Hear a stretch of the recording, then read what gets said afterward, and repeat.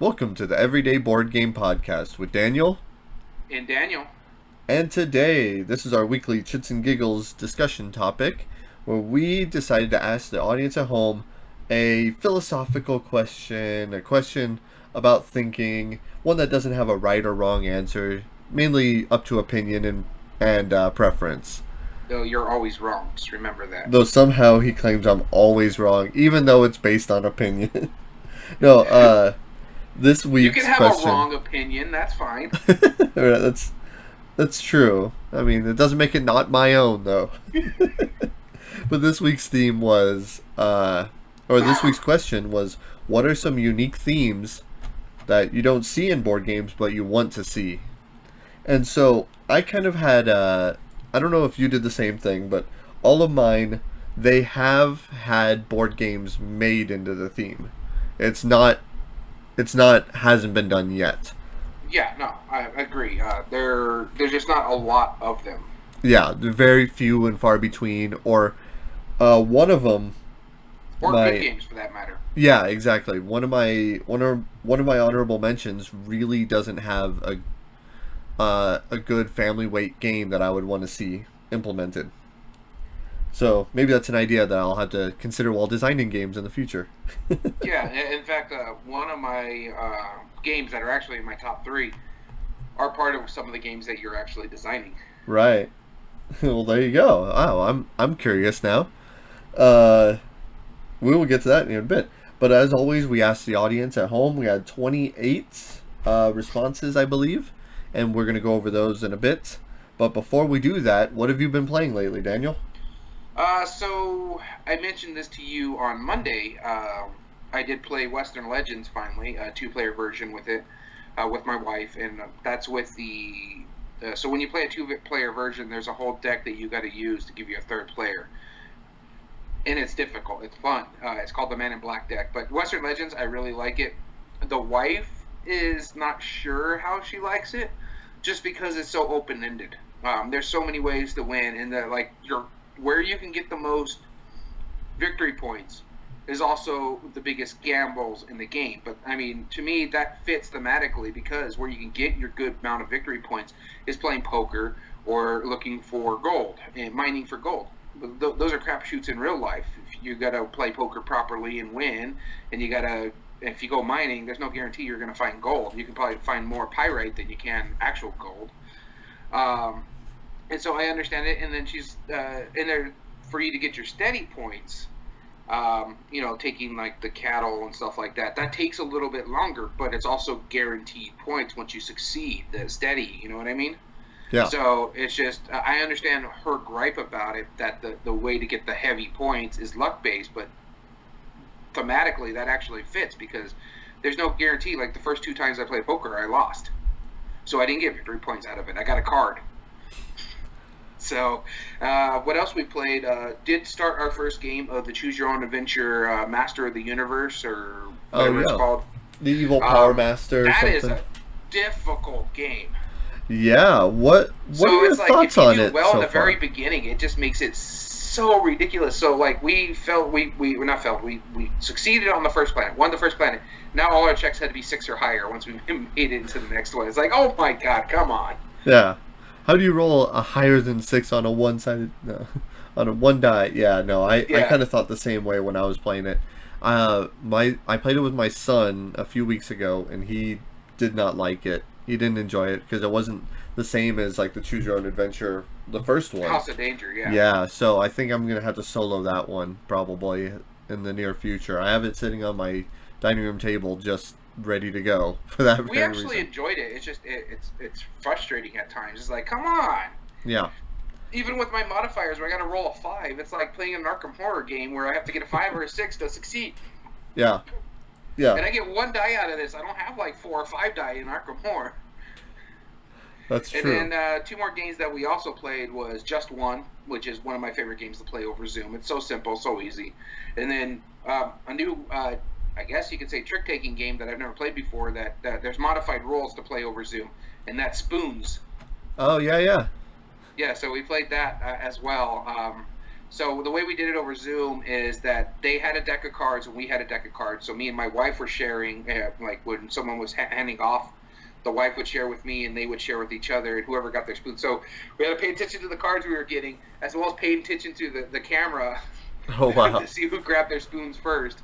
And so basically, the only way we did it, instead of player elimination, we just did it where first person to spell spoon loses. Okay. So, and then ended up being, I think, our friend Angel? No, I think my wife was the spoon. Yeah. Okay. Yeah, I barely played spoons like New Year's this year for the very first time. I never played it before that. It wasn't bad. It's not a bad game. It's easy to play over the internet. I can't. For me, I love trick taking games, and I got a new one coming in the mail. I just don't know when because somehow I imported it from the UK. So Yeah, I'm on the same boat. I thought about importing that Auf Ausch game, the trucking okay. one. I'm still on the fence of it. I don't know. Um, yeah. What about you? Have Oh, you played so anything? yeah, I played some games online last week. Me and our friend Dom, we learned how to play Seasons, which is an absolutely phenomenal game. Holy cow, was it good! It's a I heard dice. some people don't like it because it's a bit mean. Eh, it can be, I suppose. There are some cards that do it. What makes it interesting is that it's an engine building game where basically Okay. the idea is you are trying to get resources from the dice, and you either trade them in for points or play cards from your hand. Cards that are unplayed at the end of the game are worth negative points for you, but you set your cards ready for the whole 3 rounds of the game, and so each year that you play, each set of 4 seasons, then you get the next 3 cards in your hand. So your main goal is to play all the cards that you want in the best timing, but it's not easy to do that, and you have to get certain resources in order to do it. We played it as a 2-player game. It was phenomenal. I really think you would like it. Okay. One of these. I've looked into it. Don't get me wrong, and I want to play it. I want to try it. I heard it's really mean, and my wife is a bit competitive, so she doesn't like playing like super mean games because she gets too competitive. It's no more mean than like Settlers of Catan. Well, then you just didn't sell it for her because she hates it where Catan. Does she hate it because Settlers of Catan she considers mean? No, she just found it boring. Okay, well then, it's as mean as that game. I mean, no, there are some parts. It is a little meaner than that. There's a couple of cards that are kind of mean, but most of them are not. Most of them are just it, and especially in a 2-player game, it doesn't matter because it's like, well, I could be mean to you as much as I want, but that doesn't help me gain points, so it doesn't really matter. So that was one game that we've been playing. We also learned how to play Sobek, which has been pretty long out of print.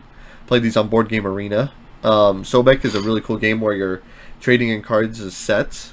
It's by Bruno Cathala, I believe, or Bruno Faiduti, one of the two. And One of the Brunos. one of the Brunos. Yeah, and you're getting these cards for points, but what happens is you have a corruption pile, which you generally don't want cards in because whoever has the most cards in their corruption pile at the end of each round will lose points. Well, so Okay.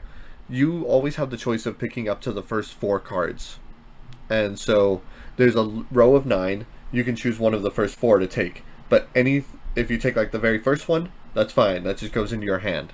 But if you take the second, third, or fourth one, all the cards preceding it go into your corruption pile. Oh man. But a lot of the characters that are played, you can mitigate that. You can remove certain cards from the corruption pile, or you can steal cards from other players' corruption pile and put it in your hand to make sets for. It's cool. It's super fun. There's a lot of good ways to make points. When you create a set, it has to be at least 3 or more of the same type, and you multiply the number of cards you played at the end of the round, the number of cards that are in that set times the number of scarabs that show on the cards. So if I have Okay. two scarabs and 5 cards, it's 10 points. You said it's called Sobek, right? Sobek, Sobek. If I didn't know any better, I would have said that was a Phil Walker Harding game because he really loves that Egyptian lore. Yeah, How's it right. going, Ithri? Hey, A3. Yeah, yeah, he totally does.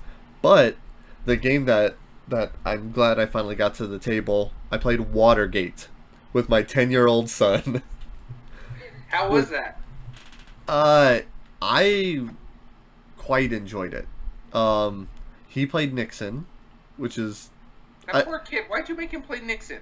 it's easier. It's an easier Oh, character. Yeah, because Nixon, all you have to do is get basically 5 markers and block everything. Whereas the press has to get cards to make the pass on the card and prevent him from getting the 5 momentum markers, as they're called. That's it. I do want to try this one. And it has to deal with what's going on my list over here.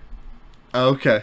All right. So we'll definitely talk about that. But yeah, I thought it was really cool. Super fun little 2-player game. And now that makes two. I now have two-player games that are politics based. That would be the Stefan Feld Revolution 1825 or something like that. 1828. 1828, and then of course Watergate. Yep. Which is what 150-year period between the two. Yeah, give or take, something like that. Yeah. Nixon was in the 70s in 1828. Yeah, so Yep. pre-Civil War and post-Civil Rights. Yeah, exactly. So I think the history behind that you would really dig, because it uses real real people from the thing, and you can sway them to your side or not. It's And the intriguing. reason, and we'll get into it later, but the reason why I'm into this kind of stuff is because I'm a former history major, so Yeah, you're a history nerd. big time. All right, cool. Well then, let's talk about the viewers and what they want to say. Real quick, since I3 you're joining us, if there's any unique themes that you would like to see implemented into board games, feel free to shout them out so we can talk about them.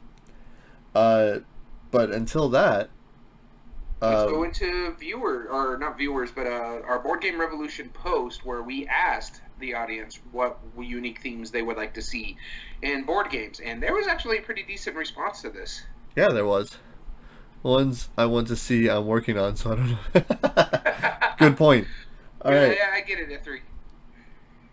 And so, full disclosure, so I am a game designer. I am not currently working on any of these yet. And I did think of a third honorable mention of one that I have tried to make.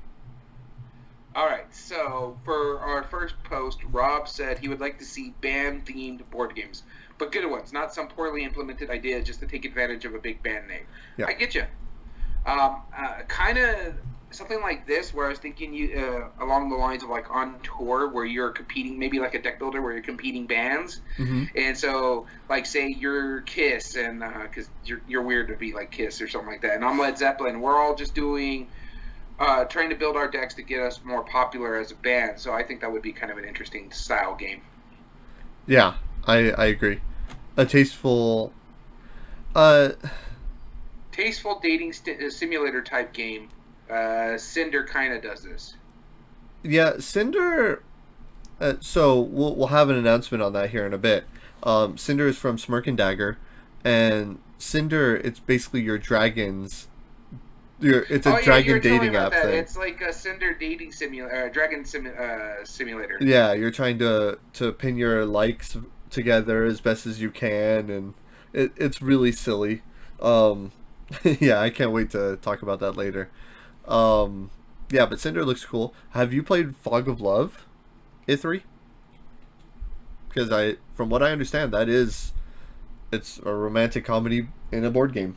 Yeah, see, I want to try it, but I don't want to try it with you, Danny. I want to try it with my wife. Exactly. So I have a copy that I actually just, before we started filming, I brought it off of my shelf of shame and put it on my dining room table. It's not so much a game as it is an experiment. Okay. Yeah, I'm gonna really beg her to just like give it one shot, because it's gonna be awkward. She keeps telling me to play it with my friend Jim. I'm like, no, it's not. You can't do it. No. Nope, that's just awkward. And so All right, we're gonna give it one one shot. All right. Yep. William said tech support. The game is against you with a deck of technical issues, and you have to build up your character with the right skills and tools to overcome the challenges. That's a cool theme.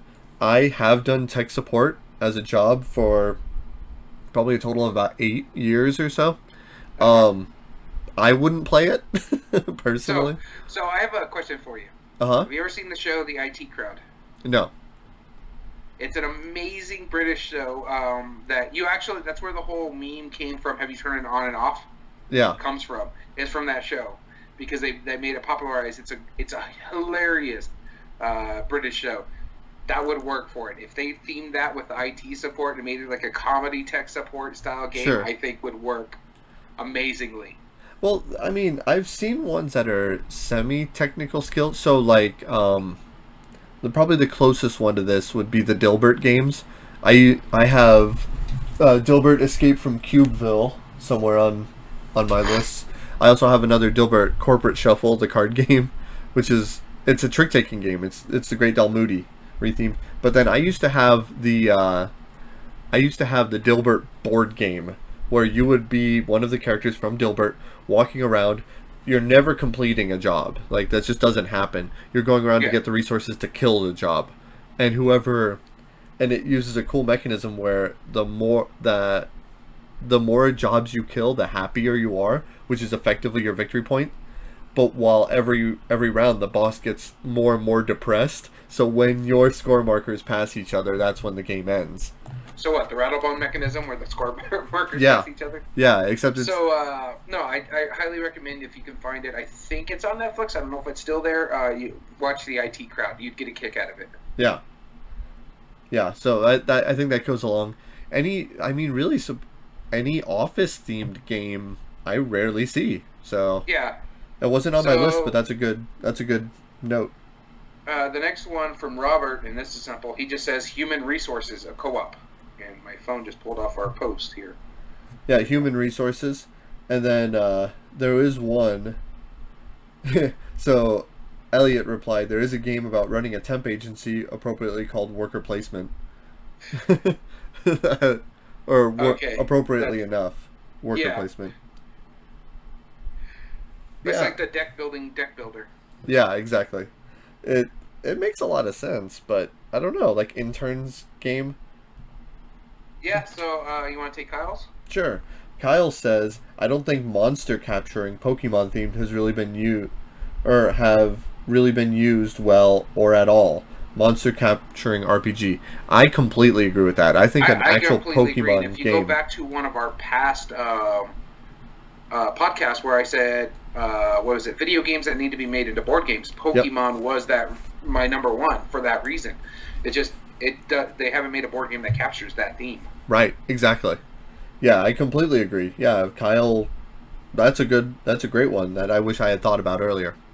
Yeah, E3 Dungeon Pets is the closest I can think of off the top of my head, but you're not really battling them or anything with that matter. I mean, you could put them in a Coliseum, can't you, in Dungeons Pet? I don't exactly remember. I've only played it once. Yeah, but I mean that's a good idea. Like you're raising the monsters, but you're right. I mean that's a heavy Euro game, and you're basically just trying to keep them surviving for points until you sell them. It's a heavy Euro game that I don't think gets a lot of love. It deserves it. I really enjoyed it when we played it. Yeah, I ended up trading out my copy. It was I never saw it getting back to the table after we played it that once. It was fun. I would play it again.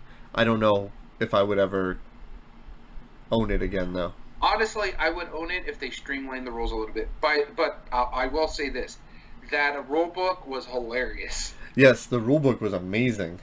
It's like, oh, just coincidentally they go, and now there's more meat available to feed other pets. Oh, what do you know? I wonder what happened here. Yeah. Alright, so what did Kirk say?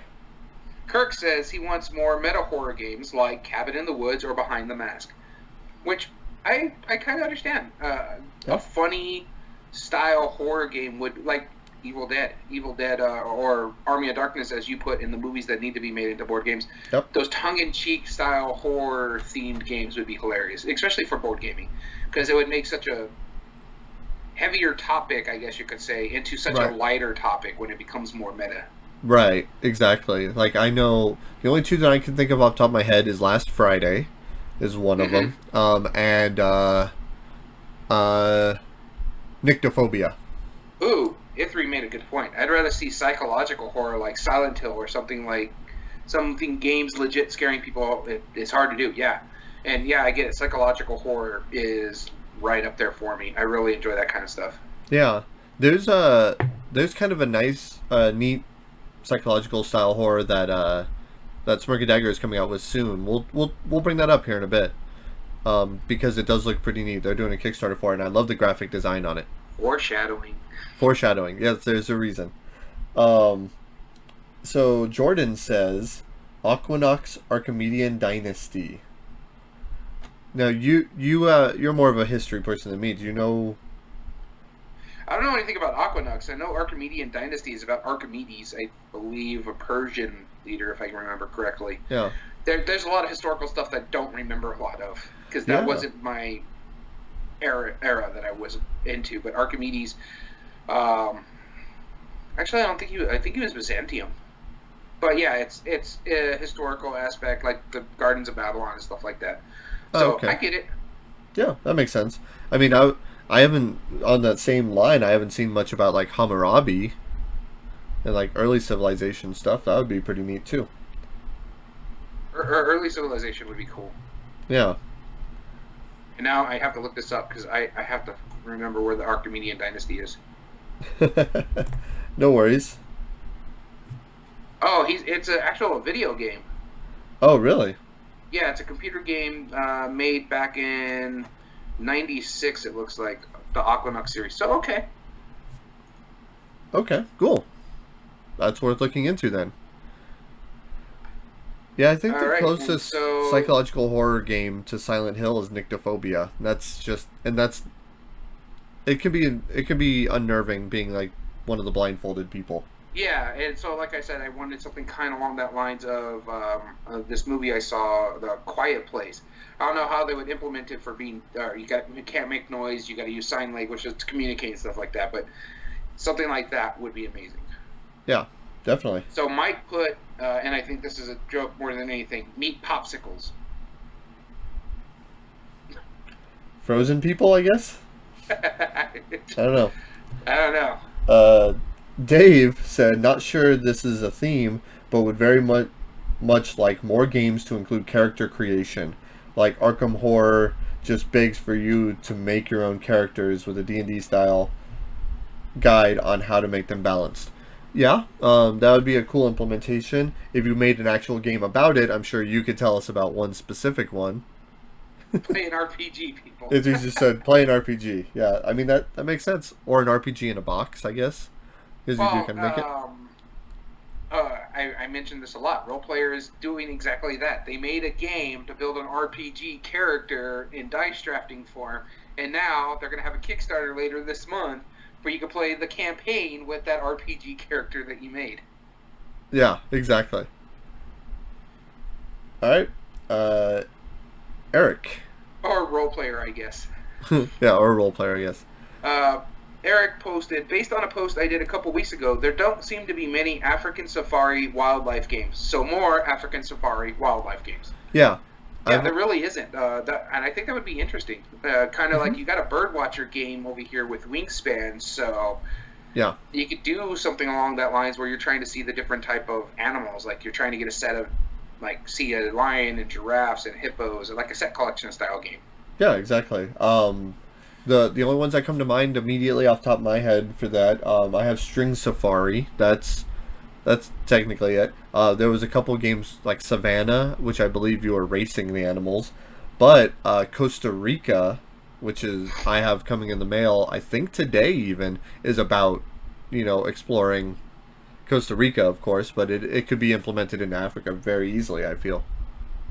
Yeah, because the only game that I can think of that really deals with animals and like seeing them and stuff like that is La Isla, because you're spotting Hmm. like the dodo and stuff like that, and you're trying to increase their uh, value value. So Yeah. Ryan Moss said parenting. no, thank you. I see all my friends having to live through that. I don't know if I want to live through it in a board game form. And being a proud parent, no. Um, I mean, Tatiana said she hasn't seen a good game on alchemy or chemistry. So I kind of agree. I think there is Alchemist, which is okay. Maybe they yeah, that's probably the only one I can think of off the top of my head. sure. But as for the chemistry, we played a deck builder that was a chemistry game, right? Compound, I think is what it was called. Yeah, compound, sure. And then you can see one of them says subatomic by Genius Games, or really, if you're doing actual chemistry, if you're talking about those, Ion, another one from Genius Games, or really just anything Genius Games. They like Yeah. to really bring out that theme. Um, And then, yeah, as far as alchemy, though, Alchemist is the only one I can think of. Maybe that new Harry Potter one. What are all these real life themes people want? I want to play board games to escape. Well, I mean, true, yeah, but like you could have it based off Jeffrey, of you're like gonna hate my list. uh, he might hate mine. I don't know. We'll see. Um, Jesse, or is it my turn? Yeah. Yeah. Jesse said, I always thought it would be really neat, since I like to play music, to have a game where you create songs. Even if a bit abstracted, or even if abstracted a bit, you could involve all sorts of components of writing music, time signatures, individual notes, chords, progressions, key signatures, tempos, etc. Or even just narrow down to more broad concepts like melodies and rhythm. So before we break this down real quick, if 3 adds, like at least aspire to be sheep farmers in the Alps or businessmen. Drop Mix if you want a song game. Yeah, so Drop Mix I own. I own a lot of the packs for it. I like it a lot. It's a great toy.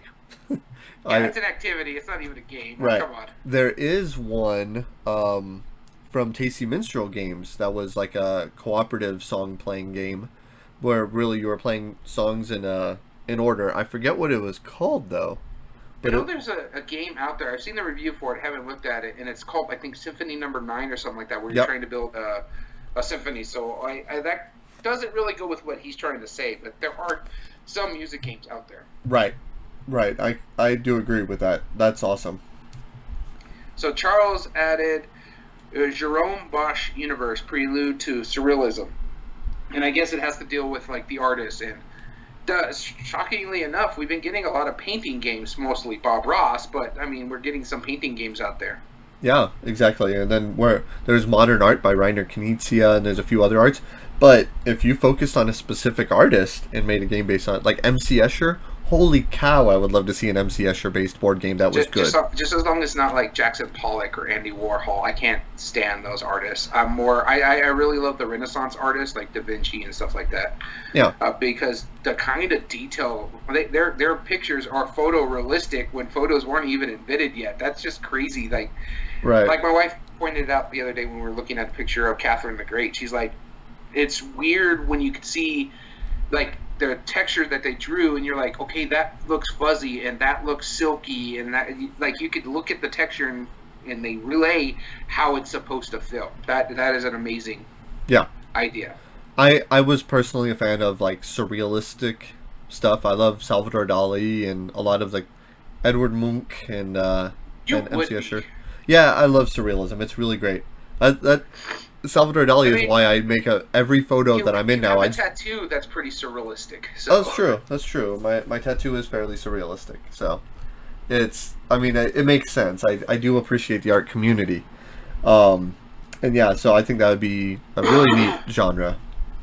All right, so the next one is yours, Elizabeth. Elizabeth said Mortal Engines, where you get to upkeep your own cities. Are you familiar with Mortal Engines? No, is that a game?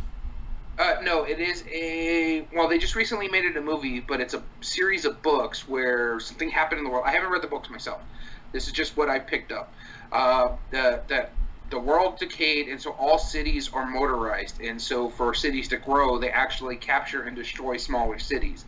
And London is supposed to be like this major city that does it, because that's how they get the resources. They take it from other cities. And so that's pretty much what Mortal Engines is you're trying to keep your city growing, but on the move. This way they don't become prey to a bigger city.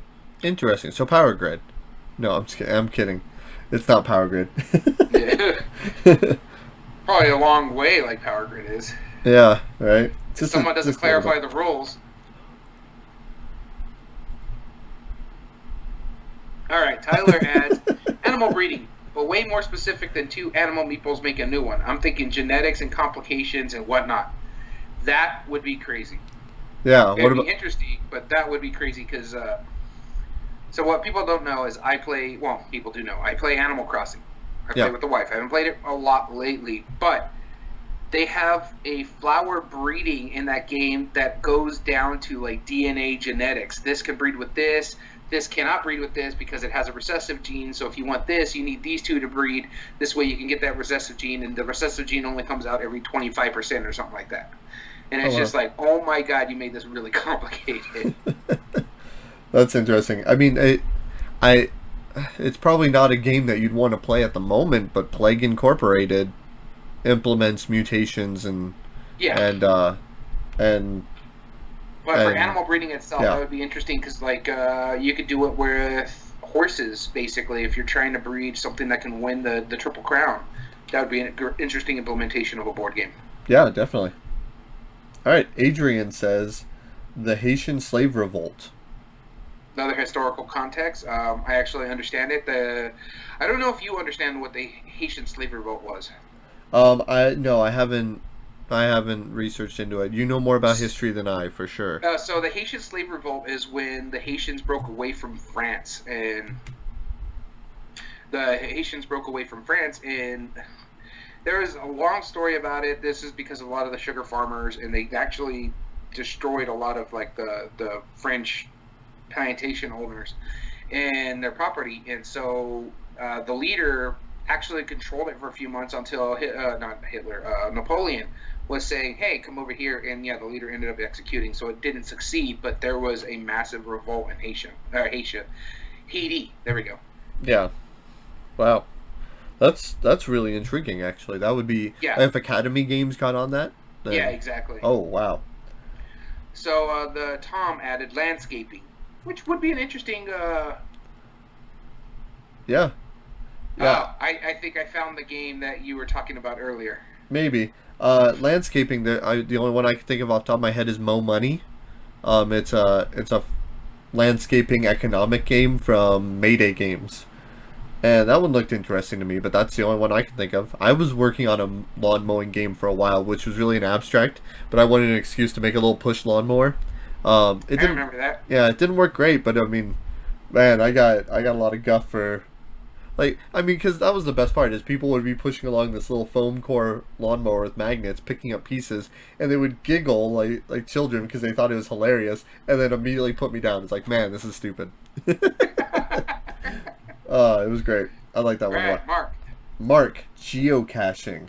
So, as we briefly talked before we started recording, talking about previous passions, I love geocaching. Oh my god, do I love geocaching.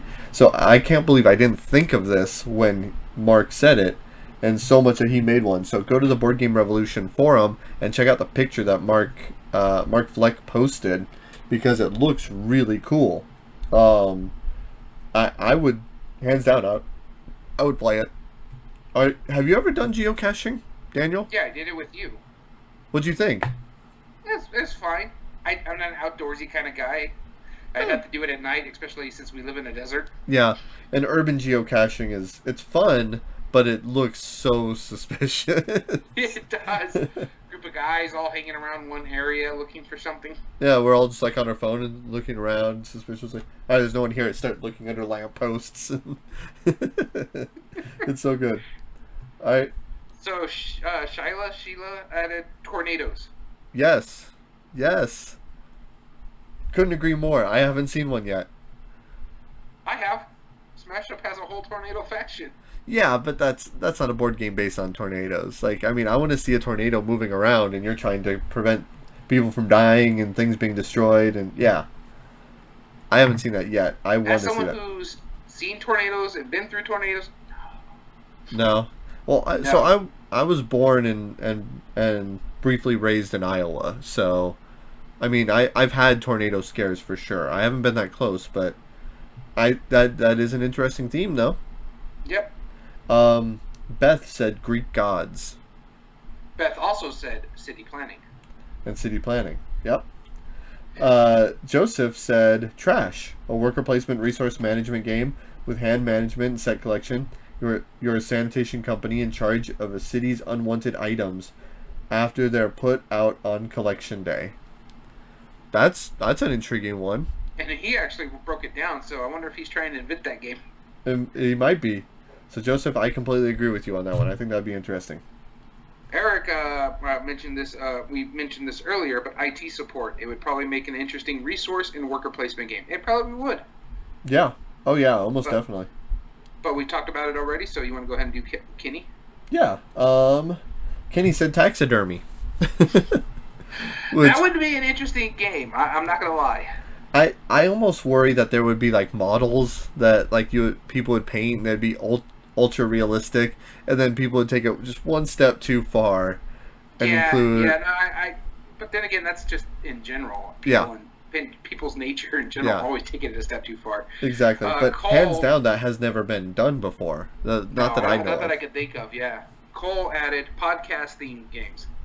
For people who don't know, it is hard to set up a podcast. We are working on the sound for the upload videos and stuff like that, but it's just we don't have the right kind of equipment, and it's hard to find that kind of equipment since the pandemic started. Yeah, and there was I think one or two games based on making podcasts or content for like video services. Yeah, So I don't know much about it though. All right, Bodine says Daniel Boone type exploration game with resources, settlers, and Indian tribes. it's called Lewis and Clark. Yeah, but that's not really exploration. Everything's already laid out on there. That's a bit of an exploration. I think what they're going with is more like Lewis and Clark meets Seventh Continent. You know. Or another one that we could talk about. It's like Fallout, the board game, where tiles are being flipped over as you explore. Sure. Yeah, definitely.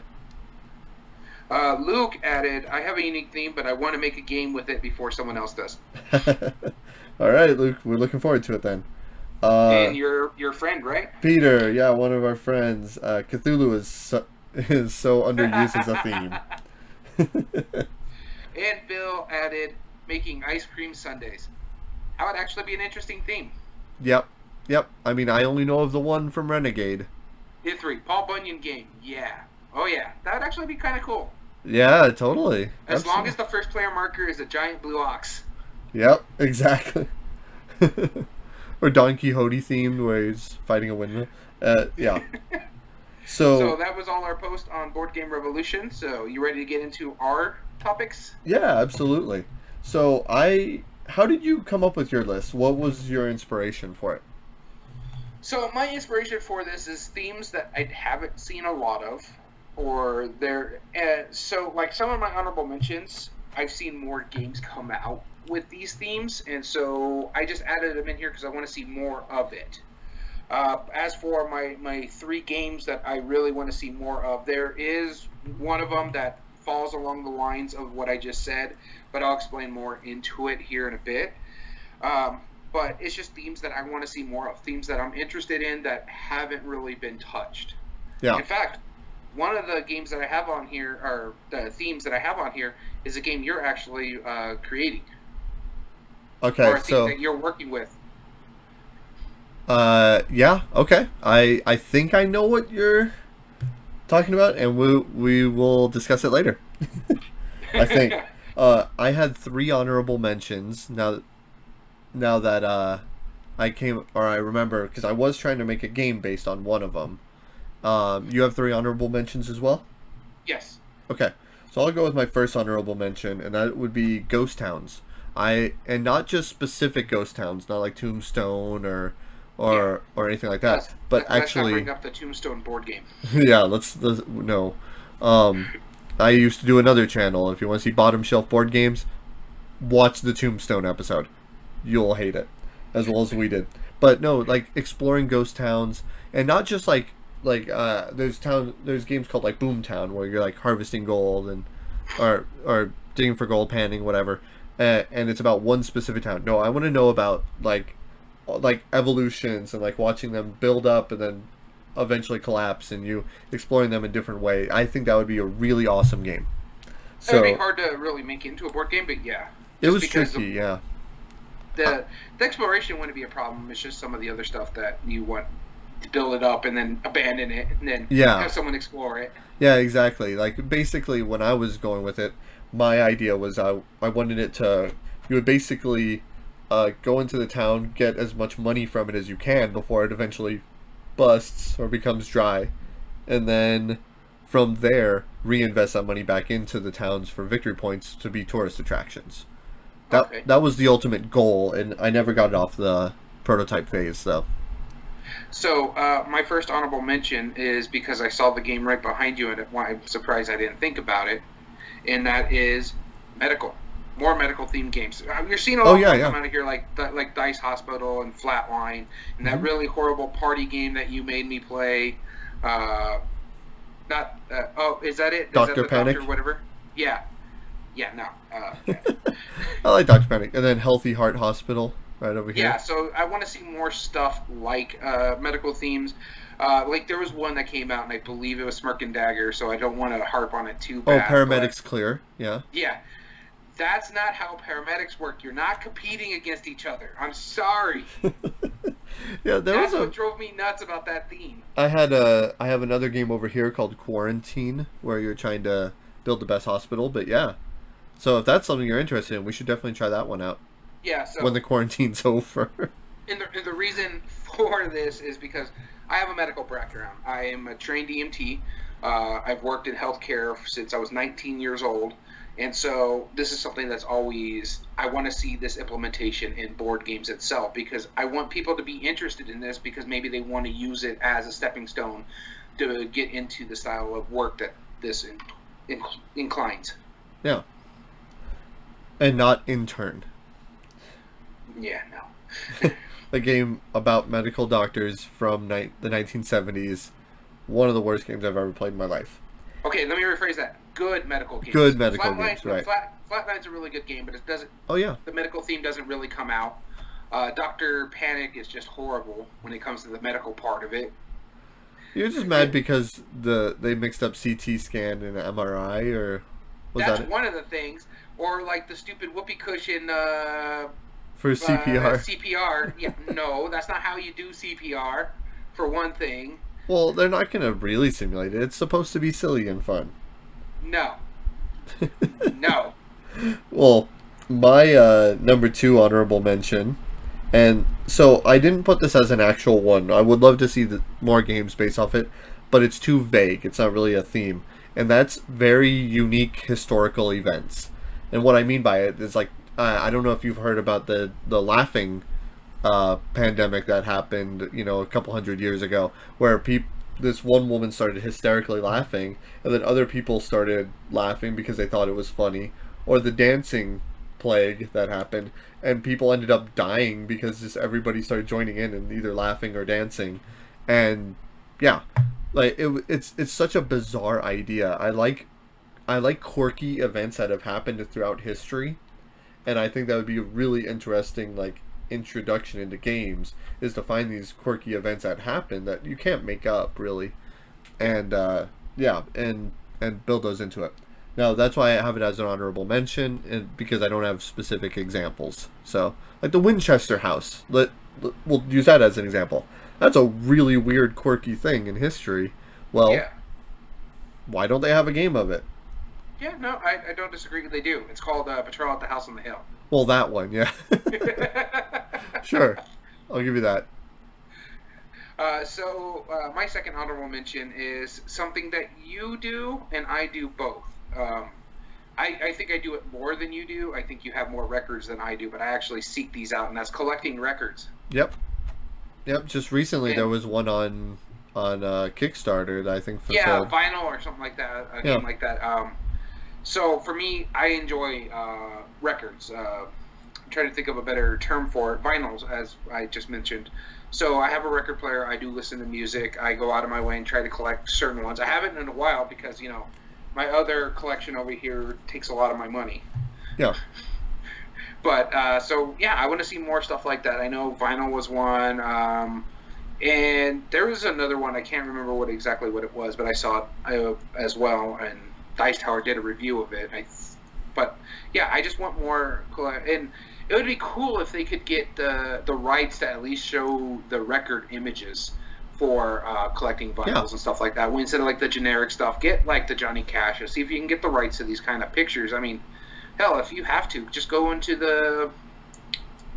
what's the word I'm looking for here? The public domain. public domain. I mean, there's records that you can get, like try to get the Beethoven records and stuff like that. They're in public domain. Yeah, So there's ways to do it, ways you can do it, and I think it would be kind of cool to get collecting records. Yeah, definitely. That'd be cool. And my honorable mention, there is quite a few games that have this theme. Just I haven't seen it done well, so that's why it's an honorable mention. That's Magicians, and not magic like Hocus Pocus. I mean like abracadabra. I'm a guy in a tuxedo and a top hat and making bunnies appear, stuff like that. I want to see magician games at a family weight level and done well. So far, we have one good one, and that's Tricurion, and then And everything that's else, not family weight. and that is definitely not family weight. It's a heavier Euro game, and then we have everything else like Illugio, the Magic game, like all those little ones that just aren't all that great. Now, if there's one that I've missed that you guys heard about or know about, let me know so I can play it because I want that theme to be a game. All right, so for my last one, they are starting to get a lot more games in there. I know two off the top of my head. I own one of them, and that's westerns. I want to see more western theme in board games. I love, and that goes along with your ghost town type thing. Yeah. I love westerns. Westerns is something I grew up with as a kid because my dad watched a lot of westerns, and I talked about it when we were talking about IP games. Firefly. Firefly mixed sci-fi and westerns, and it just melded so well for me. And so for me, just to get games like that, like Unforgiven is one of my favorite movies, and it's a western. And so just Western Legend gives me that really good feel because it's such a sandboxy western. And Great Western Trail's another style of western that I want to pick up, but it's just out of print right now, and there's a lawsuit, so it's hard to get in America at the moment. Um, you don't know about the lawsuit? No.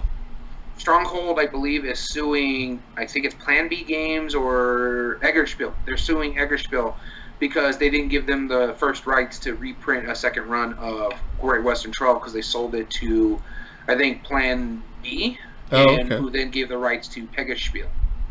Interesting. Okay. So that's why it's kind of hard to find in the U.S. right now because of that lawsuit in U.S. I don't know if it's been settled yet. This was about a year ago, so I don't know what's going on. I just knew about it because I've been looking at this game and wanted to get it. And so I want more Western-style games. I mean, you got Cowboys and Smash Up, and that's about all I can think of it.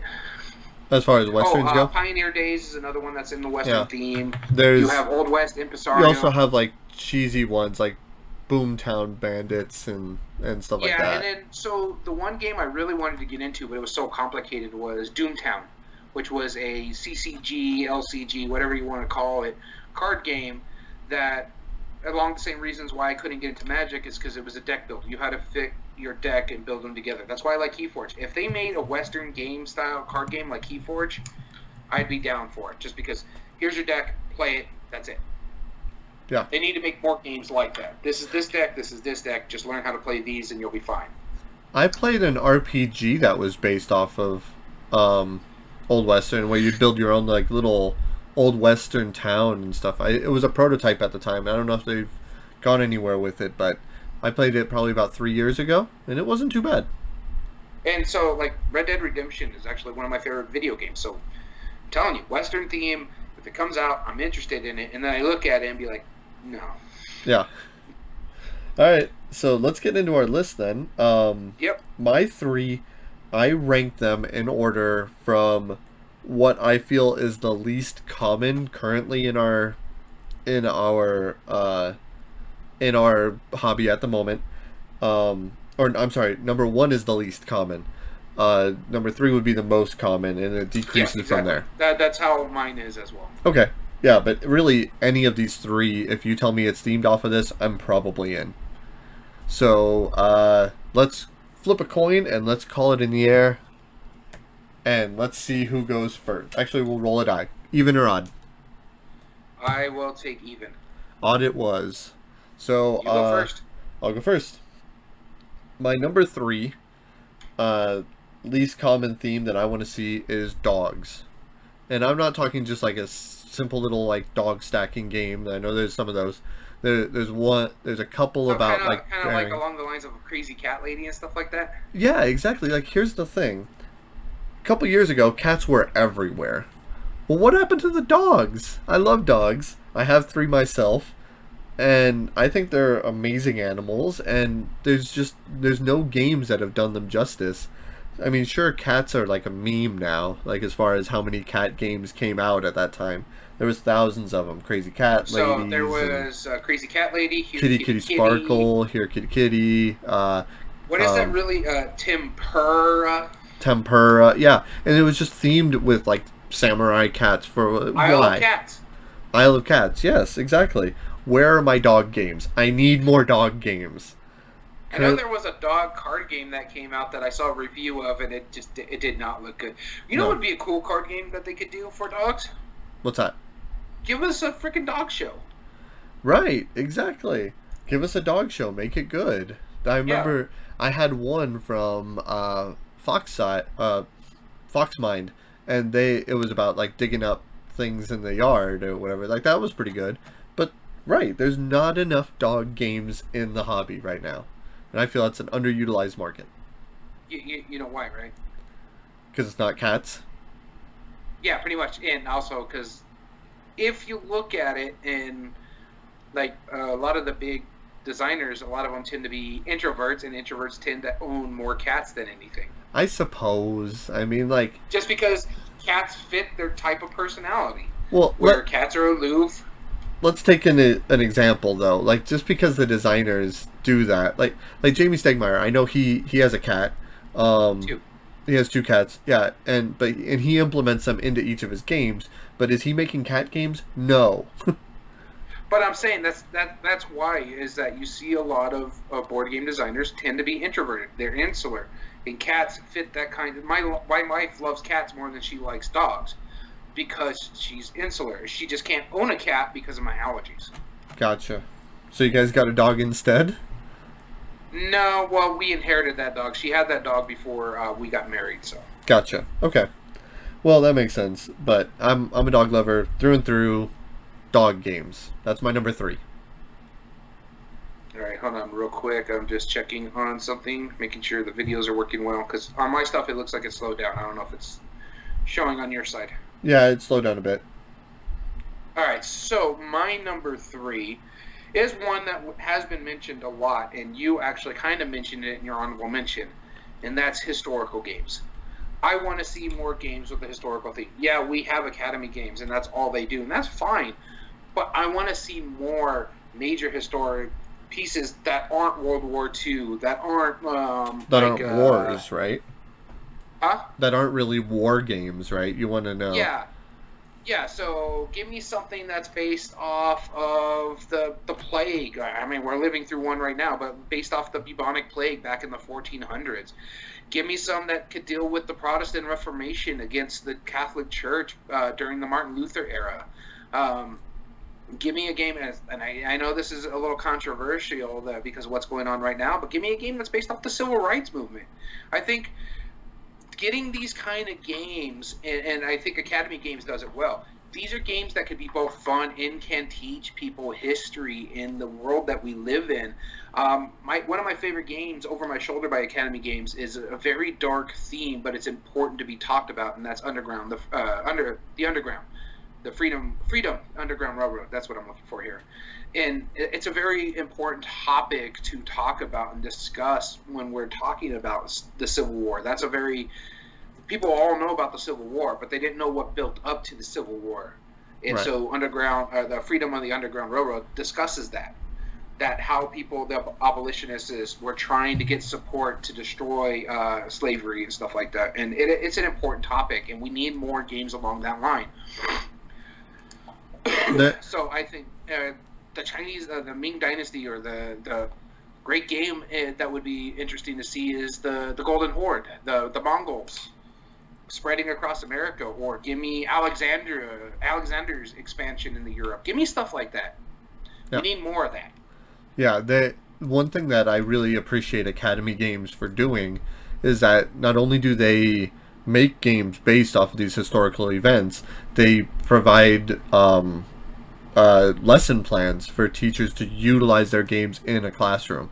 I think that's Tools. fantastic. Yeah. Um, And going back to Academy Games, they have another one coming out here, worker placement based off the space race. yeah, yeah, So proof that you can make a historical themed game be really fun. I Yeah. wholeheartedly agree with you on that. Cool. All right, my number two, and this was fresh in my mind last week when we were talking about some games, and there's like some top tens and whatnot. And this is one that there is a couple games that are based off of it, but very few, or and not nearly enough in my opinion. And that's circus or carnival themed games. And Okay. like so, there's Meeple Circus, right? And there's a couple others that are circus themed, but I feel there was a new one from the designer of Ascension that came out not too long ago as well. It was like Big Top or something like that, and and that was pretty fun. But I want to be involved in like creating a carnival, having a sideshow, having the carnival games for income, making like the show stoppers, making the three ring circus, having performers and the people working behind the scenes.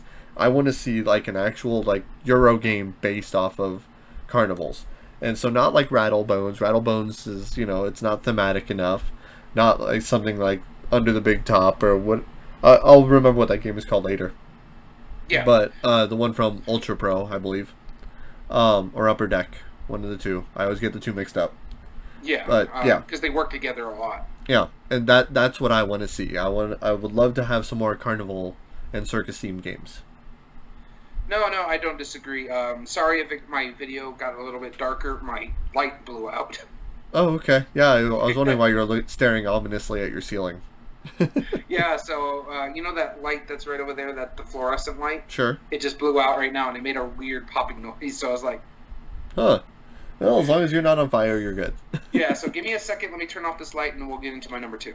Okay, sounds good. We'll have a quick pause that I won't stop the recording to make it more trouble for him to edit out later.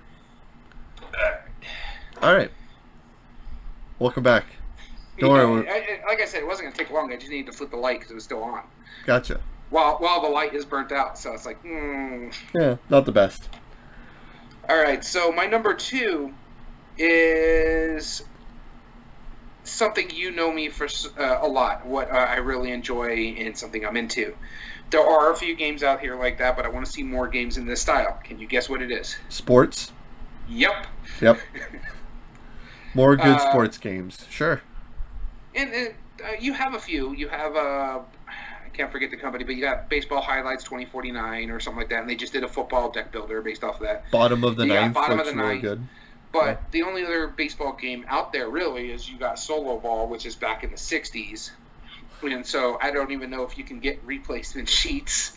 Yeah, If no. there's like a PDF or something of them, but yeah. So I want more sports game. I understand it's kind of kind of hard to give you that kind of action that sports give you, but I mean, come on, they can give us monster horror movies and make it work. They can give us Disney's Jungle Cruise and it looks like they can make it work. I watched the Watch It Played and it looks like it works fine. Yep. So I mean, if you put your time and effort into it, you can get sports to work. So, I mean, they gave us a game based off building RPG characters and made it really good. Yeah. So I think you can make this work. Yeah. So designers out there, get cracking. Yeah, so I'm a sports fan. It's common knowledge. I've talked about it before. When we have game night, I used to have hockey games in the background just to watch, just in case of analysis paralysis, or that I can keep track of what was going on. So, think of like an air hockey style game that's based off NHL. That would be amazing, or just hockey teams in general. Yeah, that would be pretty fun. So yeah, so I want to see more sports games. I think that's a fun theme. That was actually the first one that went on my list. I just had to number these properly once it happened, but sports was the first thing I thought of because there's just not a lot. Okay. Cool. Yeah, my number one. It was said by a couple people in the comments. Can you guess what it is? Guessed by a couple people in the comments. Yep. I'm gonna say like a science theme, like chemistry or something like that. Nope. No. No. Well, it wasn't IT, was it? Nope. Being an IT person, I do agree with that. I think it could be fun. I don't personally like IT as much anymore. And this is probably the most Yeah, important. yeah. Only one person mentioned it, but geocaching? Nope. Really? No. Yeah, no geocaching. I don't know then. Oh, is it to deal with surrealism? Nope.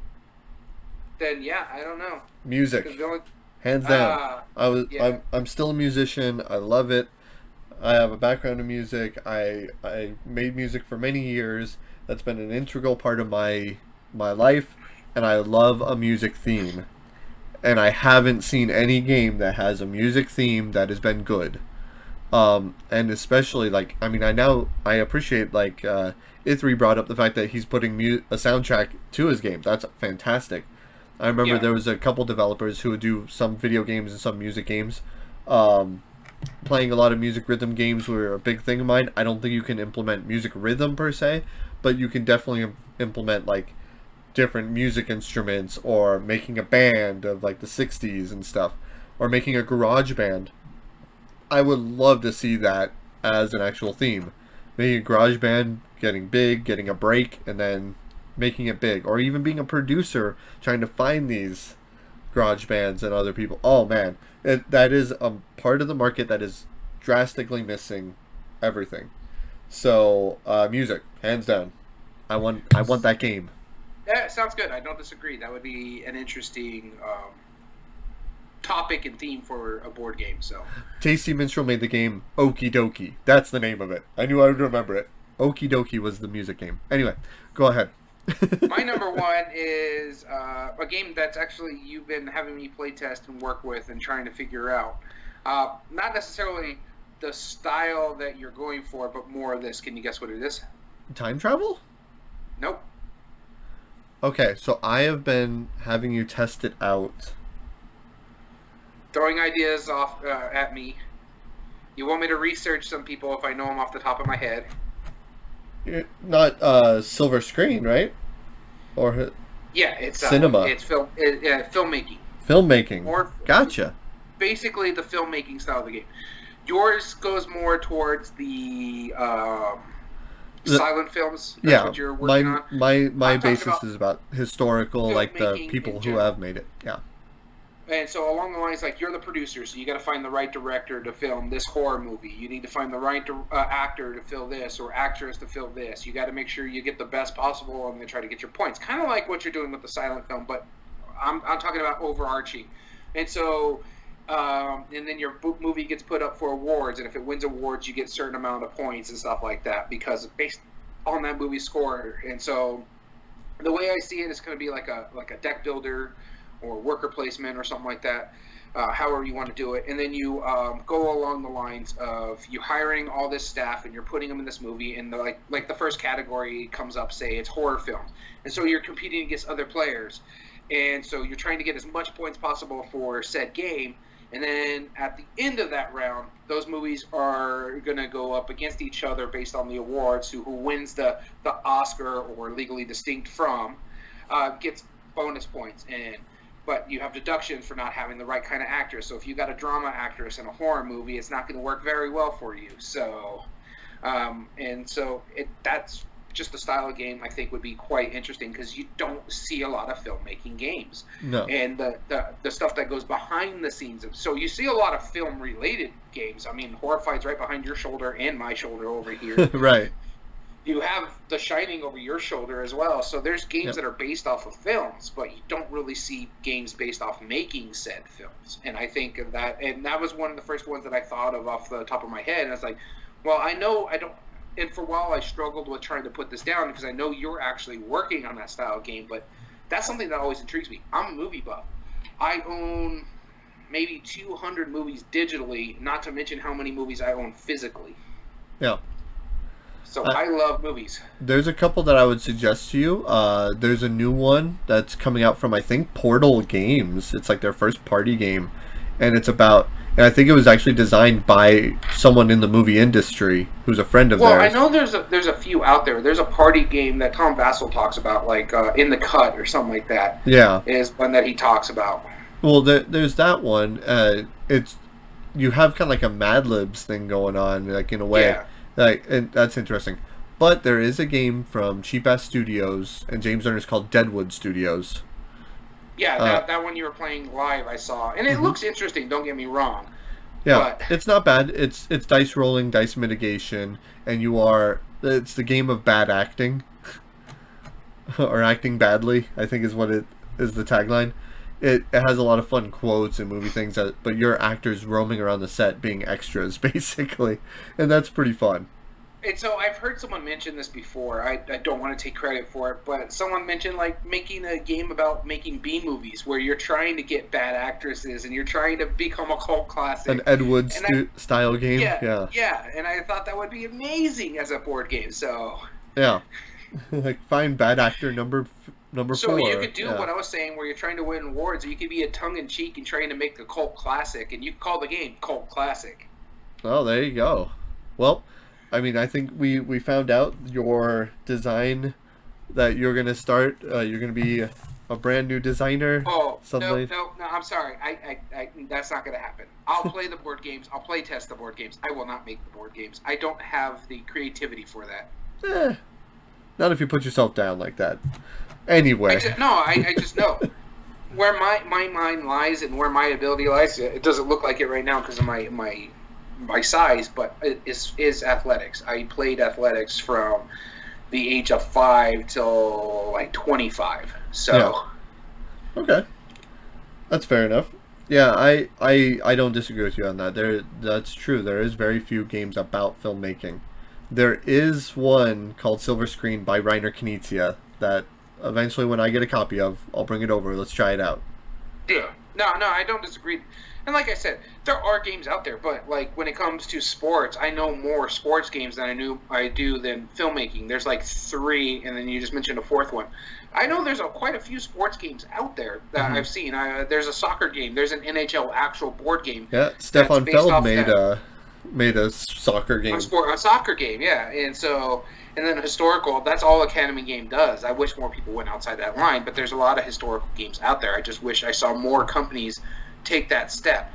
Yeah, And then filmmaking is just not. There's like 4 games that we've mentioned that have been out there, and you're making one of them.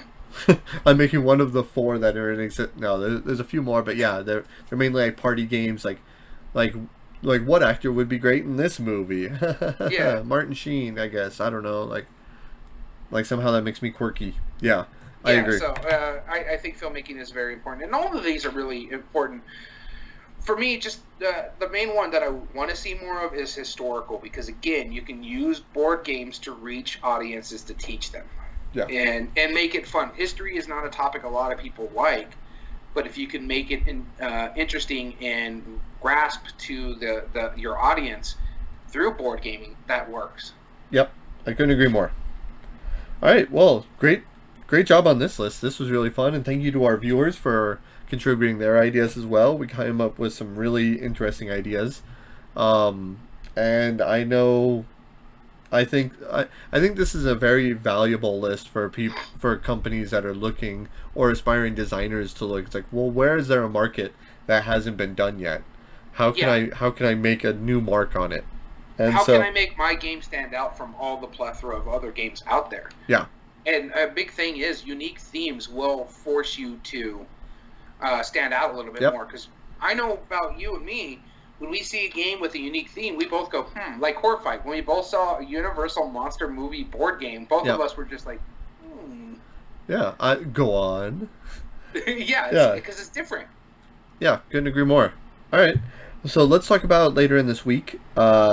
We have Friday is the only other episode this week that we're gonna be filming, which is gonna be a top 8 debate for Fantasy Flight games. Yep. And again, this was actually quite difficult to come up with for a topic for the top 8 debate, because we actually had several topics that we enjoyed, but we were just one game shy of making a top 8. Yeah, yeah. We had to fight a little bit to figure that one out. So we'll be talking about next week's Chits and Giggles soon. So if you're on our stream, stay aboard. But this upcoming Monday is a very important one. We're going to be having a board game breakdown with my friend Kurt Covert from Smirk and Dagger Games. We're going to be going over all of the games that Smirk and Dagger and Smirk and Laughter have came out with. That should be an interesting topic. Um, so, with that being said, we want to thank you for joining us once again. If you need to get in contact with us, you can reach us at everydayboardgames2020@gmail.com. If you missed out on the live stream that we record these on Twitch, you can find the re-uploads on Everyday Board Games 2020 at YouTube, as well as the audio podcast at Podbean, Everyday Board Games 2020. And if you want to watch us live and contribute to our discussion, please do so. Join us normally on Monday, Wednesdays, and Fridays, roughly around noon Mountain Daylight Savings Time on twitch.tv/everydayboardgames. And if you'd like to join in on the discussion through Facebook, we normally tend to post these on the Board Game Revolution game group on Facebook. And once again, we would like to thank Ithri for his contributions in the chat today. Yep. And with that being said, I've been Daniel. And Daniel. And thank you for tuning in to Everyday Board Games. Have a good one.